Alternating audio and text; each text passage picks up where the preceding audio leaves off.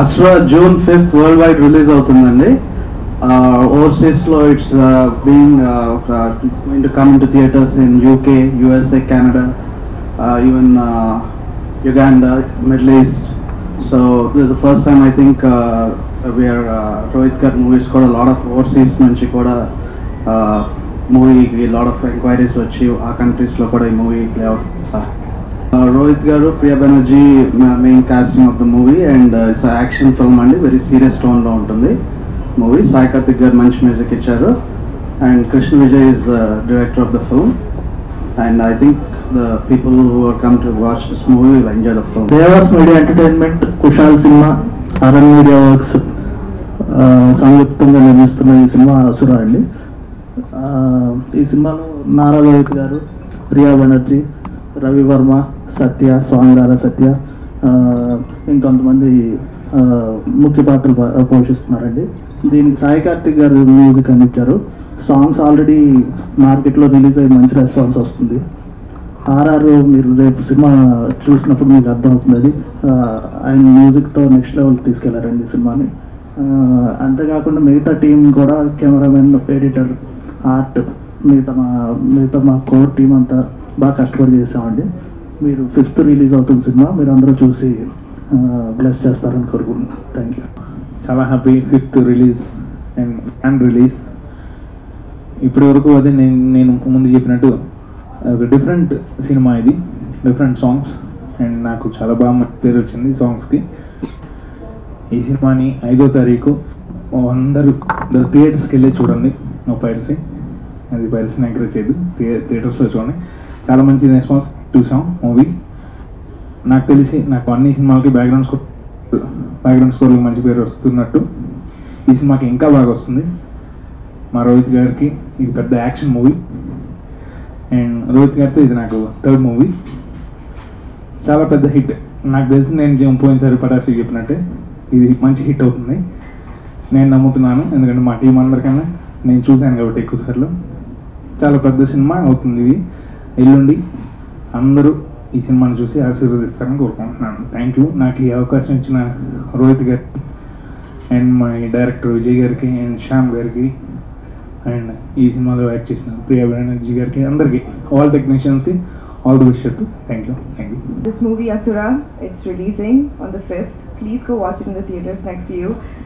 The music is already a hit. It's a brilliant music given by Sai Karthik, and I'm loving the music, and I'm very sure the movie is going to do amazing. It's releasing in over 500 theaters, including overseas. So please go watch it in theaters next to you, and please watch it in theaters. Do not encourage piracy. Thank you. Asura, June 5th release చేస్తున్నాం. And first ఈ సినిమాని promote చేస్తున్నందుకు మీ అందరికీ చాలా thanks. And ఆడియోకి, ట్రైలర్కి చాలా మంచి response వచ్చింది. And thanks I for giving a wonderful music. And నా సినిమాల్లో అందరూ నానా రోహిత్ డిఫరెంట్ సినిమాలు చేస్తారంటారు.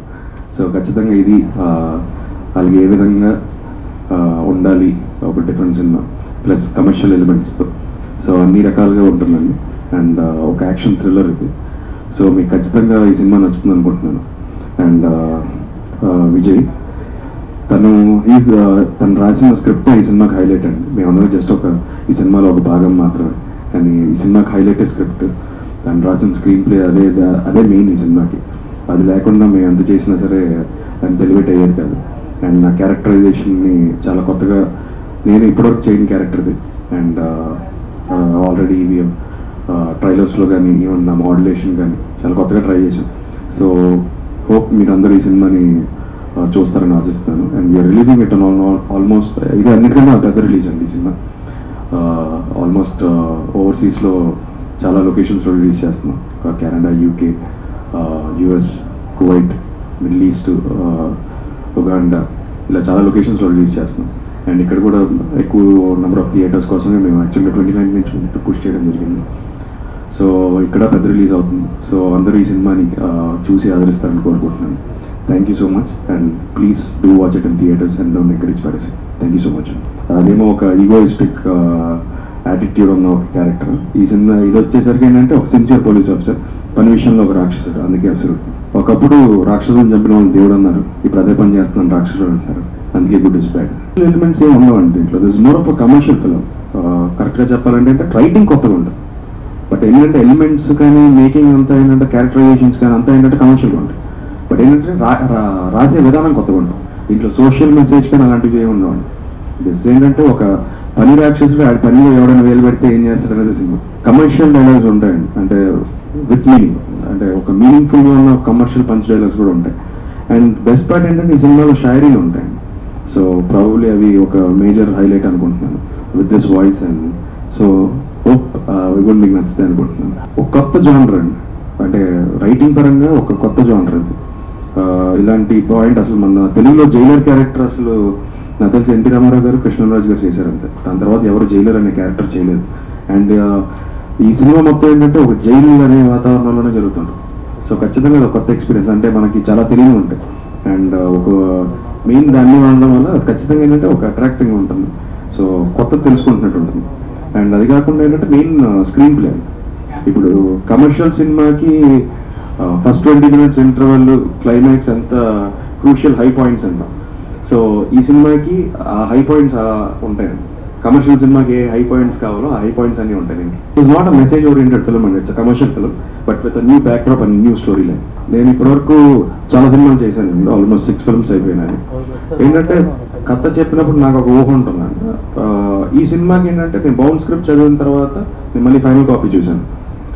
నాకు ఆల్మోస్ట్ ఏంటంటే కథ చదివినప్పుడు ఏ ఎక్సైట్మెంట్ అయితే వచ్చిందో, నేను షూటింగ్ చేసినా సరే, మధ్యలో డబ్బింగ్ చెప్పినప్పుడు అన్నిసార్లు చూసినా సరే, నాకు కథ చెప్పినప్పుడు అయితే ఏ ఎక్సైట్మెంట్ ఉందో ఫస్ట్ టైం, నాకు అదే ఎక్సైట్మెంట్ నేను స్క్రీన్ మీద చూసినప్పుడు అనిపించింది.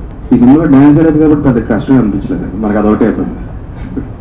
సో మెమరబుల్ మూమెంట్స్ అంటే everyday, because like that's all young team from Shyam నుంచి Sai Karthik and Vijay he's been a good friend for me. So everyday was memorable. అంటే మాకు షూటింగ్ చేసినట్టు ఉండేది కదా, like a bunch of friends going and having fun. సినిమా అంటే నాకు ఫన్. అందరూ ఇక్కడ బలవంతంగా వచ్చేవాళ్ళు ఎవరు ఉంటారు, ఇష్టంతో వచ్చేవాళ్ళు. సో పెద్దగా ఇబ్బంది అనిపించింది. నేను ఈ సినిమాలో కష్టపడింది డైలాగులు నేర్చుకోవడానికి అయితే ఆ షాయరీలు అండి, ఎందుకంటే అవి సంస్కృతంలో ఉంది. కొంచెం తెలుగు కష్టమైన భాష, కష్టమైన లిటరేచర్లో ఉంటుంది. సో అదేంటంటే అంత లిటరేచర్తో పాటు ఏంటంటే చెప్పే విధానం ఒకటి ఉంటుంది. సో ఆ ఫ్లోలో అంత ఆ పదాలు చెప్పాలి అనేది ఒకదానికోసం ఎక్కువ టైం తీసుకున్నాను. సో అదొక దాని కొంచెం హోంవర్క్ చేసి చేయడం జరిగింది.